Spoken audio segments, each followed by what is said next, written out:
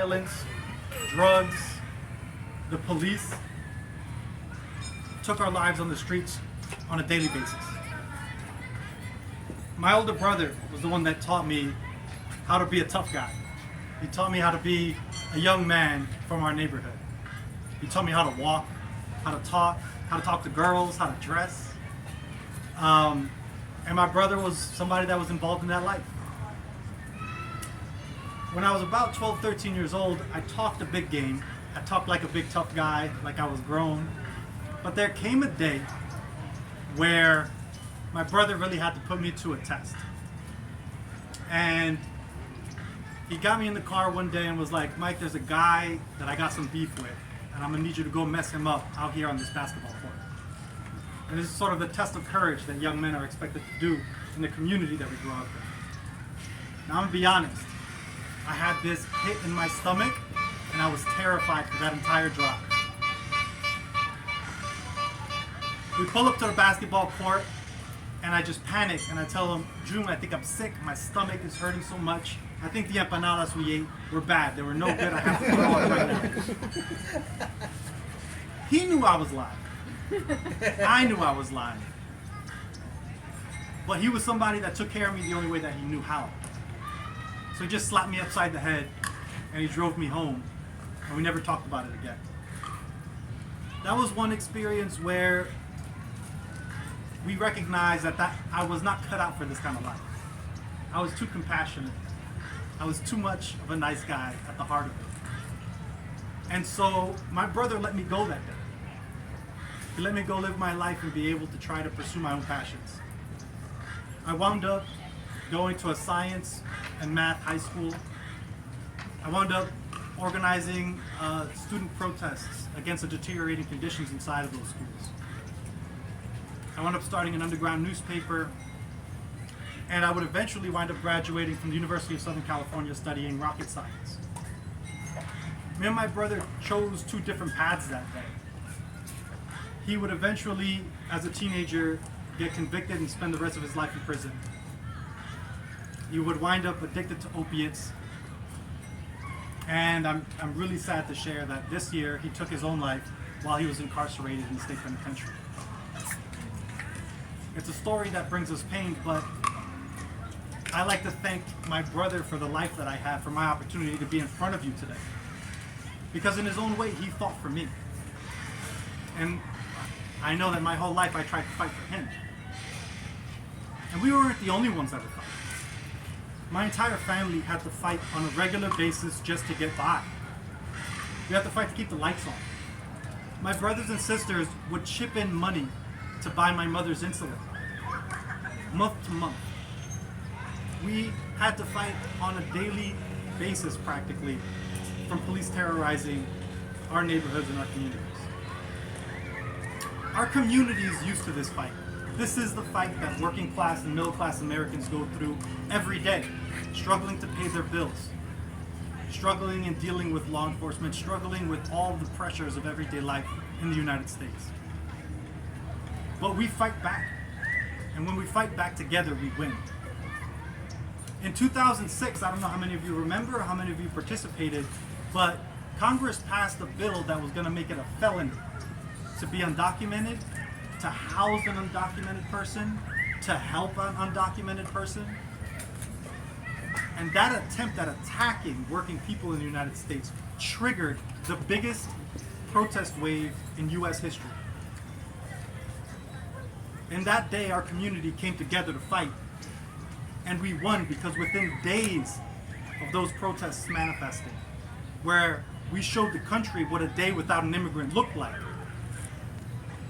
that bill was squashed and was abandoned and walked away from. That's the power of what happens when we come together and we fight together. In 2020, Bernie Sanders brought new language to us, that healthcare is a human right, that we have a right to demand that we have clean air and clean water, that we have the right that if we work a regular work week, we deserve to live with dignity, with a decent wage.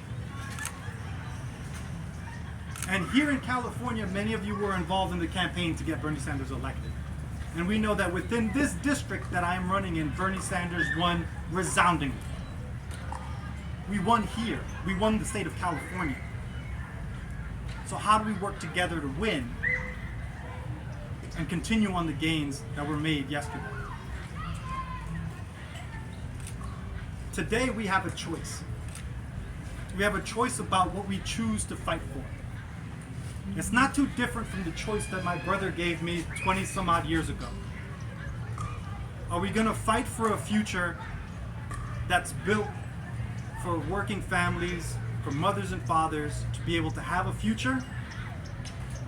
Or are we going to allow a future to happen where Jeff Bezos owns the space colony and charges us to breathe our air? It's in our hands to be able to make this happen. It's why I chose to run for this office. It's for us to be able to bring our community together to put a fight against somebody who has stood against progress for our community for his entire political career. The incumbent Lou Correa has been on the wrong side of this fight for over 20 years.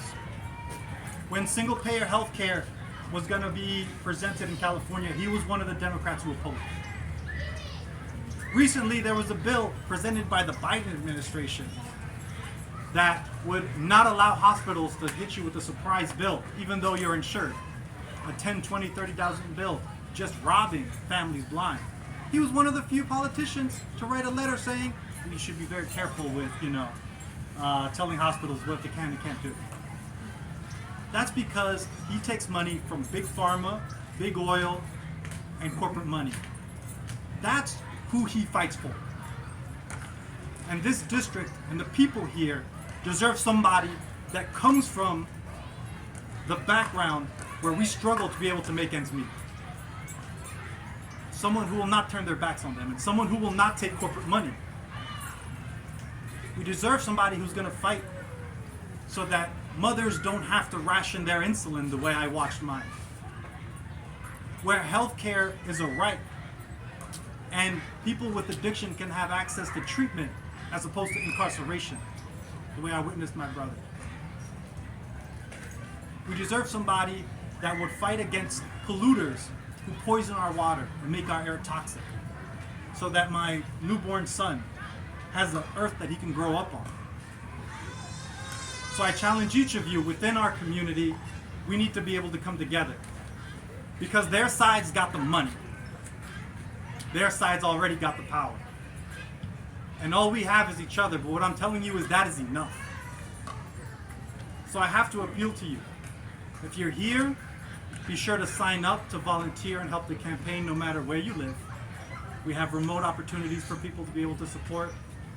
If you're able to donate $1, $10, $1,000, whatever you can do, try to help us be able to carry this fight on to the end. This community is ready for a new voice and a new future. We have a saying in the Latino community, que el pueblo unido jamás será vencido. That is, a united people can never be defeated. So I thank all of you for coming out today. Sign up, brothers and sisters. I hope to see you guys on the campaign trail. Thank you.